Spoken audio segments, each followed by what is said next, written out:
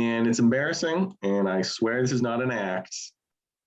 And I listened to it like 30 times today. But my favorite song of 1987.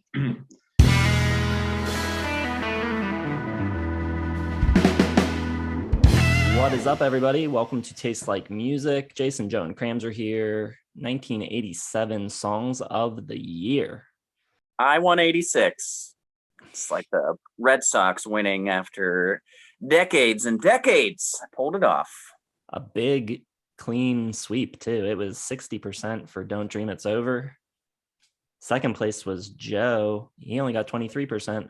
Not a great showing for New Order. I expected more. I got no street cred for that. I did too. I thought it would be tighter than that, way tighter. But rest assured, boys, I'm not winning this year. 87 is an interesting year. I feel like maybe more so than any other year in history, 87 has a very distinct sound. You've got all of these genres like hair metal popping up and pop and R&B, all using similar production. Like everything has these huge gated drums, and I think it's easy to kind of spot a song from 87 kind of a mile away, especially the stuff that was charting. I don't know, and I kind of like the sound, so there was a lot for me. Still a lot of really bad songs too, but a lot of good songs, and the wildcard side was loaded. So a pretty solid year for the 80s. How do you guys feel? Probably next to 89, 87 and 89 are among my favorite top heavy albums of the year. The charts were really good. I still think like that 82 to 85 range was like when the charts were at the peak, but nothing to complain here. My list for both the chart and the deep cuts are very much just kind of greatest hits from my album of the year nominations. Not a lot of variety here. Just like, so if you were sick of me talking about Peter Gabriel and So last year, kind of the same story here. I got my top 3 or 4 favorite albums of 87 and all the songs. A lot of their best stuff charted too. So it was a cool year. Yeah, solid year. Very top heavy as far as albums goes. But you had some big hits from Prince and of course Guns N' Roses on the scene. You got the Smiths, The Cure, Michael Jackson, Whitney Houston, U2, Def Leppard, just monster selling albums that had like 5. Was that Madonna? And every one of these albums has like 5 hit singles, and they're spill over into 1988. Like, not much happened in 88 because everybody was still listening to all this stuff from 87. Yeah, and I had the foresight to pick that Crowded House song in 86 because I was like, there's no way I would fit it in 87. So I know a lot of people in the comments were like, why didn't you wait to 87? It charted. That's why I got too much competition here. All right, so before we get into the picks real quickly, if you haven't seen us do this before, we make 2 lists. One is of songs that charted. We pick 5 songs each. If the song charted at any point during the year at any position on the chart, it is eligible. The second list is Wildcards, which could be songs that also charted. It could be deep cuts, B-sides, soundtrack songs, anything at all. One of our 2 lists will be one song short because we save our winner for the end. And before we reveal the winner, we also make a selection of our least favorite top 40 song of the year. So that's how it goes. Who's starting it off this year? I guess I should start because I think I went last time. Starting with the charts. I mean, I got just classics here. I'll start with one. This was my favorite Madonna song when we did our top 10 Madonna songs list. I've got La Isla Bonita, my favorite Madonna song. I love the Latin pop flair of it. I just think it's got a really cool rhythm section, great bounce and beat, and doesn't really sound much like any other Madonna song. You get those kind of like hot Miami synth horns coming in and stuff. And, it's got kind of that dreamy, romantic Madonna feel, and I think it's mad good. Then a big hit off of my album of the year, I've got Just Like Heaven by The Cure. Really enjoy the Dinosaur Jr. cover of this, but got to keep it with The Cure here. Terrific song. It's just got that perfect, it might be the song that best embodies The Cure, like that kind of lost romantic feel, like teenage years, but kind of triumphantly hopeful and, just really, what's the word I'm looking for? Hopeless romantic kind of feel to it. I love it. It's got that pretty tubey guitar sound. Then from Document by R.E.M, I've got The One I Love. Love the drums here. I think it's one of the more underrated drum songs of all time. Incredibly simple lyrics, communicates a ton without saying a lot. Chorus is just the word fire. It's tremendous. I love the guitar by Peter Buck. It's terrific arpeggio. And yeah, I think for a really like thinly written arpeggio, like jangle pop song, it really comes at you like an arena rock song. It's nice and heavy. Then I've got two from the powerhouse that is the Joshua Tree.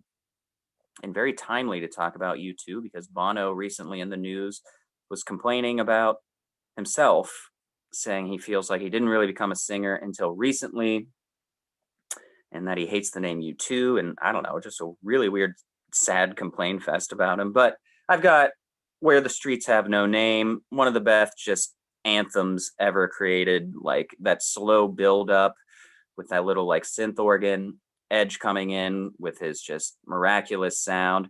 And I think Bono sings his heart out on this. Like, I got you, man. I think you're a great singer. And we're even back then. Tremendous, like, feeling of freedom and like spirituality here. And just like a big rally cry song. I love it. And then finally from the same album, a little bit more downplayed and a little bit more subdued. I've got I Still Haven't Found What I'm Looking For, which is much softer, but still has that big kind of sweeping sensation feel to it. Always just loved that really slow, sparse, like percussion that's going on in the background. Really underrated rhythm section for U2. And U2, or Bono, excuse me, once again, singing his heart out here. I think this is one of his better lyrical songs as well. I love how everything just kind of builds up to like everything that he's accomplished, like in his love life and in love, but it still comes back around to I Still Haven't Found What I'm Looking For. Really nice piece of writing. And those are 5 great songs. I mean, just mega hits for the pop charts. It's weird because those are songs that I love that charted. Usually in the 80s, like you get your one-hit wonders and your very 80s sounding songs to me that like you find and they're part of the 80s charts and you love them. But this one is just like great all-time songs to me that happened to chart. So very cool year. All right, so 1987. I feel like this was the year. I was 3 years old. I feel like this is when I start having memories of listening to things because I had a couple records actually. Obviously, I didn't walk into a store and buy them myself, but they were my records. I had Crazy Crazy Nights by Kiss, and I had the Tiffany record. And the first pick on my Hot 100 list is a song I remember listening to a lot at a very young age, and that is Who Will You Run To by Heart. Heart in the 80s is interesting. They were doing the big hair and they had these terrible videos, but I still think they had a lot of really good songs, and Ann Wilson sounds amazing on it. And I think the chorus is awesome. And I just think it's a great song. So that's making my list. I've also got Heartbreak Beat by Psychedelic Furs. A little bit more of a mainstream sound here, but I still think it's a great song. Richard Butler has criticized this record. He called it hollow, vapid, and weak, but I think it's really cool. He has such a unique voice. I love the chorus. So making my list. Next is another song from an album that I think is kind of underrated. I've got Never Let Me Down by David Bowie. It'll be interesting. Coming up in a couple weeks, we're doing the full listography. And I don't know, we'll see where you guys have it. A lot of people don't put this very high. I probably put it higher than most. But I think that this record, I can see why people don't rate it super highly. It's not as sort of like artistically ambitious as most of his stuff, but I think it has a lot of really catchy songs on it, this being one of them. I love the production on it with like the whistling and the harmonica and all the stuff going on. So I think it's a cool track. Then I've got a pair of tracks from The Cure. I've got Why Can't I Be You, which I think is The Cure at their most upbeat. I love the horns on it. I think they're incredible. The lyrics are great, just completely worshiping this person. And Robert Smith's delivery is unreal when he says like, I'll eat you all up or I'll just hug you to death. Just so cool. And then also I've got Just Like Heaven, which I think is one of the best singles of the 80s. I agree with Cram. I think it kind of captures the essence of The Cure.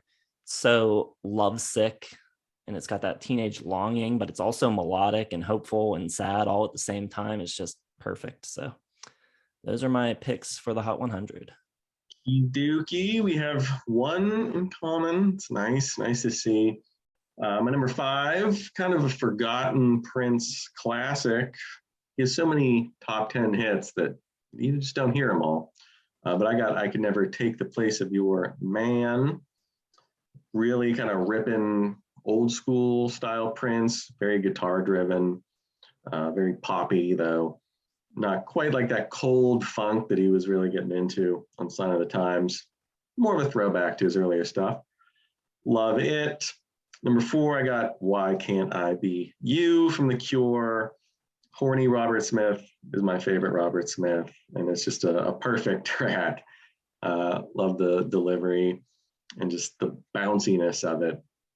Number 3, it is Whitney week, so I gotta go with Want to Dance with Somebody Loves Me from aforementioned Miss Houston. Just super catchy, fun, buoyant. It just sounds like she's having fun singing it. It's infectious. Number 2, I got Animal from Def Leppard. One of my favorite Def Leppard tracks. So kind of, all the AC/DC kind of metal stuff completely gone. They went full 80s pop. And Animal still has a little bit of, bite to it, but it is very, very smooth. I love it. My number 1, though, is going to have to wait because it is my favorite of the year and a charting pick. So stay tuned for that one. Getting to the deep cuts here, man, it really sucked some of the ones that I had to scrap because especially all of these 5-star albums I have in 87, like really wanted to go with this version of We Care a Lot by Faith No More, my newfound gem of a track I love. I had to cut Hot, Hot, Hot from Kiss Me, Kiss Me, Kiss Me. I had to cut all kinds of stuff. I think I picked 5, just like 5 of the ultimate ones from 87 for me to get on here. And it's also like the best representation of why I love 87. So here are the 4 runners up in the deep cuts. My winner is a deep cut. I've got Alex Chilton by The Replacements. I know you guys aren't crazy about the production of the drum sound on Pleased to Meet Me, but I love that snap on it. It's really in your face. Maybe Joe, maybe I'm just speaking about Jason. I apologize. Sorry. Joe also likes it. Good man. But just a really cool song about Alex Chilton. I think it's incredibly melodic, and I love the claps and everything, and the chorus and the crunch, and that little just electric guitar part is fantastic. I've also got Tougher Than the Rest by Bruce Springsteen. Really cool mesh of like his like Prairie Land Americana with like some of that Tunnel of Love production, like just that constant little hush haunting 80s synth behind it, like just warming it up. Really cool. And it's just got also like that cowboy kind of swagger with just the bass snare. It's perfect, and it's about like wanting a real man's man to go out with and stuff. It's awesome, beautifully done. He's singing it with like kind of like the sexual charisma of Elvis, but like the kind of subdued confidence that he doesn't usually have in his songs. So it's really cool. Then this almost won for me. Of all the songs I could have picked to slide in here from my album of the year by The Cure, I'm going with All I Want, which I think is an incredibly underrated Cure song. It's ridiculously plain spoken for him. It's pretty much just like coming out with his raw primal like passion for wanting to be with like an ex-lover. Like, all I want is to be with you again. All I want is to hold you like a doll. And the way the guitar sounds on this track is so cool. It almost sounds like cats fighting. Like it's so like got this like wiry scratchiness to it. It's really cool, really dirty sounding, and just it's kind of like a really cool, ugly song, like if that makes sense. It's really awesome. And then my favorite song from Document, I've got Finest Work Song by R.E.M. I love it. I love the sound of the guitar. I love the power of the drums. Pretty much everything that I have to compliment the one I love from sounds pretty much the same here and is very applicable to this song. Obviously about being for labor and political aspiration, pretty much everything Document is about. I love it. I love just the simplicity of it, and I think it's a really good rock song. Everything on Document is just like a rocker first, which I really appreciate, and this is a great way to open the album. I love it. Here we go, my wild card picks. First one, kicking off the Dinosaur Jr. era. You can expect a lot from them coming up in the future years, but from You're Living All Over Me, I've got In a Jar. This is kind of, I almost look at this as like Dinosaur Jr.'s version of Just Like Heaven, even though they covered it, but this is like their own original take on it. But it's like grosser and weirder. He's singing about like scabs and gore and collecting them under your bed. And he's talking about knife wounds and hand licking. But it's also such a fun song. And I think the bass really carries it. Lou Barlow's bass on it is great. Obviously, it's got this great guitar solo too. I don't know, it's really fun and weird. And then last year in '86, I kind of rolled my eyes a little at R.E.M going so hard with the tracks from So. I gave him a little bit of a hard time in the comments too, but I'm kind of doing the same thing. I don't have 4 tracks, but I got 3 tracks from Kiss Me, Kiss Me, Kiss Me. The third one is Catch. I tried really hard to cut one of these songs, but there's nothing. If I really get honest with myself, there's not another track that I like more than these 3 songs. And Catch is amazing, really beautiful. And I kind of love the story of the song and how it works. And he's like singing about a girl from his past to another girl saying like, you remind me of this other person, but I missed the opportunity. I didn't catch her name. And he's like, at the same time, like blowing it with this girl probably because he's just thinking, he's so lost in his own romantic thoughts that he like can't like address what's right in front of him. I just think that's really cool how it works. And I think it's a really interesting sounding song too, kind of different sort of production for The Cure. Then I'm going with Father Figure by George Michael. I fell in love with this song at an open mic at Club Cafe in Pittsburgh. Jen Wertz from Rusted Root was there and sang this song and absolutely crushed it. And I've loved it ever since. It's such a cool, unique song. George Michael's vocals on it are great, very minimal. There's no snare really on the song. And all of the arrangement choices are really brilliant. The backing choir and the finger snaps, I just think it all works really well. And then for my winner, it came down to 2. The one that I'm not giving it to is If I Had a Boat by Lyle Lovett, which I think is a brilliant song, really surreal, abstract imagery. You get like Roy Rogers on a horse on a boat in the middle of the ocean, but it paints such a vivid picture. It's a little bit silly, but at the same time, it kind of conjures up all these feelings of, wanting to be free and go on these big adventures and kind of talking about like the dreams you have in your youth, wanting to be a cowboy and sail the open sea. It's such a silly song, but I think it also says a lot, and that is why I love it, but not quite enough to give it the win. Okay, let's get going here. Weird year, just because of the way things charted. This song never charted, but it did on Ramsey's list. I got Alex Chilton, which I have to assume is Jason's winner at this point. From The Replacements, just that opening lick just sounds so amazing. I just like to like rewind it and just hit it again and again. Sounds so good. Such a cool song. From them, also on my list, the opposite of The Replacements, pretty much. I got Whitesnake with Still of the Night. Just so over the top and great. I love David Coverdale. And the guitar on this whole album is just insane. I forget who it is. It's like just some nobody that no one's ever heard of. He got fired. They brought in Steve Vai for the next album. But this album, the Whitesnake 87, so much more over the top guitar wise. I gotta remember who it is, but it's John Sykes. John Sykes, yeah.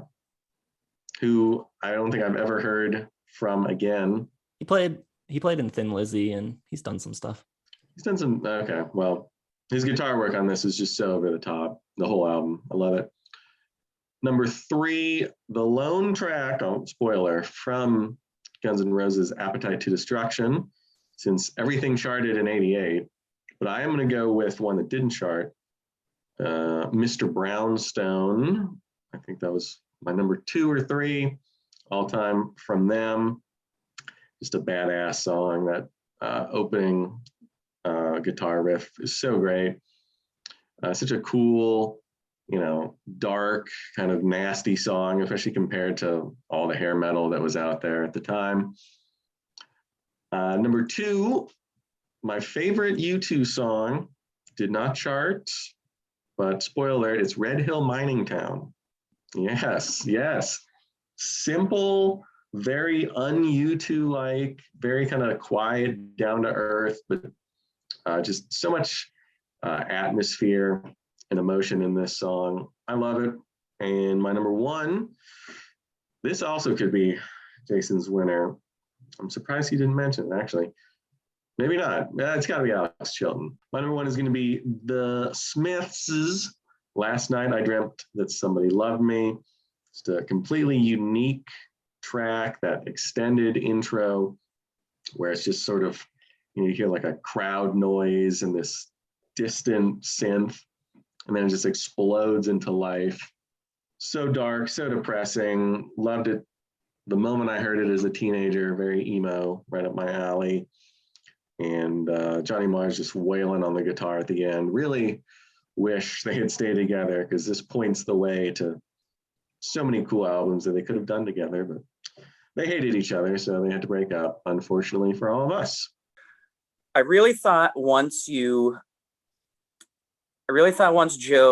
pretty much said that Appetite is not going to be his winner, that it might be Bullet the Blue Sky off of Joshua Tree. Now I think maybe it could be Can't Hardly Wait. I have no idea. But let's talk about the crap first. Here's my least favorite top 40 hit of 1987. I'm going to go with someone I don't care for on any front, and that's Bruce Willis with Respect Yourself. I wish I could talk more about how bad of a singer he is, but everyone in the studio was aware of it because they do everything they can to hide his vocal performance in this song. He really is only on the first verse. He's taken over in the second verse, and it is so just blanketed by the mix. Like, you hear horns, drums, and then there's Bruce Willis, who really just sounds like he's acting like a singer, because he still just sounds like Bruce Willis doing his like stupid, tough guy Robert De Niro impression. I'm not a Bruce Willis fan at all. I like some of his movies, but I don't think he's a very good actor. And this song is just really lame. I mean, he didn't write it, but it is just awful, especially when he does like his na-na-nas coming out of the first chorus. It's pretty pathetic, and I don't understand how this guy got an opportunity to, like, at least Patrick Swayze and She's Like the Wind sounds pretty decent, like, and has like can emote. Bruce is just nothing here other than having like a slight elementary interpretation of like the musical scales. That's about it. And not very good at all. It also has terrible production, and it's just really cheesy sounding. All right. My worst of 87 is going to be Honestly by Stryper. I mean, they're a Christian hair metal band that dresses like bumblebees. That alone, I mean, you already know that it's not going to be good, but this is just like the worst power ballad ever. There's not much power. It's pretty wimpy. The production's pretty bad, but the thing that really makes it the worst of the year for me is his voice. Like, what is this voice? It is so weird. Michael Sweet, the lead singer, it's so like, I don't know, oddly feminine. It sounds like, I don't know, Kermit the Frog or something impersonating a woman. It's so weird. It's such a strange voice and just a terrible song. Overall, the worst of 87. Well, when Kranzer dropped Bruce Willis, I thought it was going to be a trifecta for a minute there. That is also my worst track. And I love Bruce Willis. I think he's the best. I love him in all his roles. One of my favorite actors, but he should probably stick to acting. Although somehow this made it all the way to number 5, which is probably even more surprising than the fact that it was, charting at all. Like I could see him creeping into like the lower half of the Billboard Hot 100 just based on who he is, but getting a song like this all the way to number 5, pretty impressive. But it sucks, and he should not sing ever. So, how did he get this record deal? Like, Die Hard hadn't come out yet. Like, what was he known for? They were like, "Oh, if Bruce Willis wants to do an album, we're gonna let him." Like, I don't get it at all. I guess he was in Moonlighting, right? Like, and he started off Broadway, so I guess he was sort of a singer, maybe at some point. At least had some kind of vocal ability, but hard to tell. I'll record a song, have a few laughs at my expense. I do consider this a Christmas song, though. Fair enough. Too bad Whitney didn't cover it on One Wish. The best Whitney album. All right, here we go. So I've had a lot of U2, a lot of R.E.M., a lot of The Cure. I pretty much already said that my song of the year is from an album of the year winner, but not our nominee, but not one that I've talked about yet. My favorite song of 1987 is Little Fairy Things by Dinosaur Jr., the lead-off track from You're Living All Over Me. This song is very near and dear to my heart. I was probably 19 or 20 when I first listened to it. I think this is probably the second album I listened to by Dinosaur Jr. But for some reason, this one spoke to me more, and especially this track, because I had such like a classic hard rock upbringing and in love with like, kind of the basics of guitar work. Not that that's a bad thing, but you grow up loving Zeppelin and all that stuff, and you think Gibson Les Pauls are the best and all that. Everything's got to have a blues twang and a guitar solo. And this song in particular really kind of opened my eyes to what the guitar can be as an artistic like instrument. Really just a paintbrush, getting his expressions and his emotions through his whole body out. He does so many different cool little techniques and like things that other guitarists don't do that are pretty much just applicable to him, that just allow him to communicate through the guitar work. So cool. Like he's doing these fast kind of scratches, then he slows it down and chugs, and then he'll do just like these quick little 3-note flowery flutters and everything. Everything in this quick little song is awesome. The drums are really cool behind it. I've never once disliked his voice. I love the way he sings it here. It's got cool lyrics about like this like mystical rabbit, or like the mystique of this rabbit, and he always ends up crawling away or crawling back. It's got a really cool mood, but just the guitar work in general is just this incredible paintbrush. It just flushes through him into his fingertips, and he is just running the gauntlet on here without doing all of the classic taps and bends and scales and everything. He's just working his feeling through the guitar, and I love it. I still love it to this day, and it opened, a lot of doors up for me as far as musical appreciation goes. So that's what I got. Dinosaur Jr., J Mascis's baby, Little Fairy Things. Fury Things. My winner for 1987, Joe called it. It's Alex Chilton by The Replacements. Weird year. I'm picking The Replacements. Cram's picking Dinosaur Jr. It's like we're in the upside down. But it's an homage to one of their musical heroes, Alex Chilton of the Box Tops and Big Star. And the song's kind of like an imagining of him being like a more successful rock star, where he goes town to town and everyone's just like clamoring over him, like Beatlemania. Just really cool. But that riff is so good. And then I think my favorite part is the rhythmic change up when it switches to the I'm in love with that song part, and it kind of breaks down a little. The rhythm changes. You get the hand claps in there. It is so infectious. It's one of the hookiest things I've ever heard in my life. It's got this great guitar solo in it too. Interestingly, Alex Chilton plays on Pleased to Meet Me. He plays some of the guitar licks on Can't Hardly Wait, but he's not on this track. But I don't know. It's just an amazing rock and roll song. It's so catchy and powerful. And, if I was, had my choice of drum sound, I'd probably change it a little, but it doesn't bother me on this too much. I think it's great. Alice Chilton. We all three had it nominated. Very cool. That doesn't happen very often. Well, I hate to give the win to Jason, and it sucks, actually, but he's definitely going to win this one. I'm destroying all the goodwill that I accumulated by nominating Bizarre Love Triangle in 1986. With this one, all street cred will soon be gone. But I got to do it. It's my 20th all-time most listened to track, according to Spotify. I looked it up because I assumed it would be, because it keeps appearing in that end of the year list that they make me. And it's embarrassing, and I swear this is not an act. And I listened to it like 30 times today. But my favorite song of 1987 is Tell It to My Heart by Taylor Dane. And I'm 100% serious. I absolutely love this track. It is kind of like the reverse of Bizarre Love Triangle. It's very actually similar, like in the construction and in the way it sounds, even that like really, articulated dance beat. And obviously this one is just like the cheese just poured all over it. But I like to think that the dude who wrote it was listening to Bizarre Love Triangle as he was doing it, and was like, I can turn this into a top 10 hit. I mean, there's nothing that special about Taylor Dane. Like, she sounds like a African-American woman.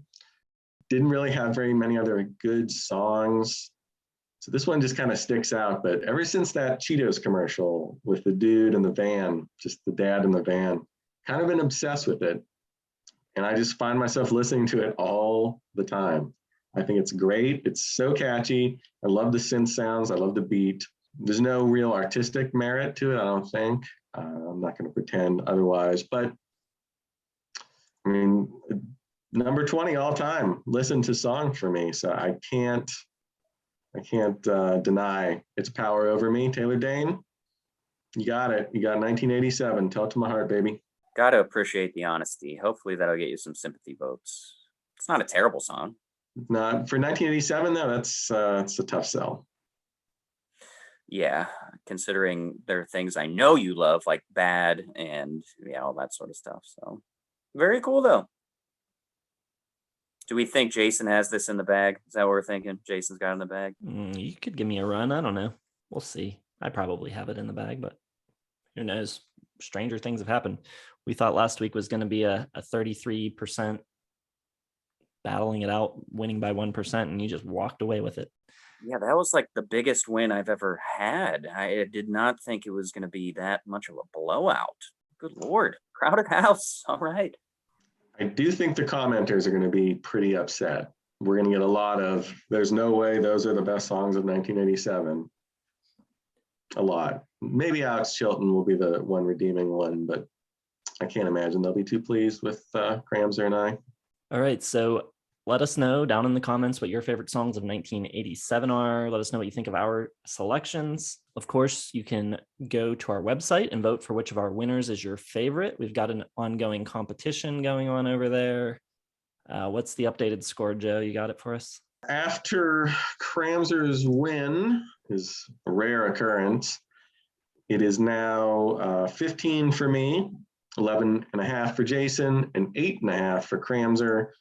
And of course, the loser at the end of the year will be kicked off the channel. So, it's tightening up though. Well, there's a hashtag about getting rid of me, so hopefully get that off. We're going to do it like the Premier League. You just get relegated to a lesser channel. Maybe, and then you can work your way back. So yeah, hit the like button, subscribe to the channel if you're not subscribed yet. We also just launched a Patreon, so you can go check that out. Sign up for that. Get some control over some of the content on the channel.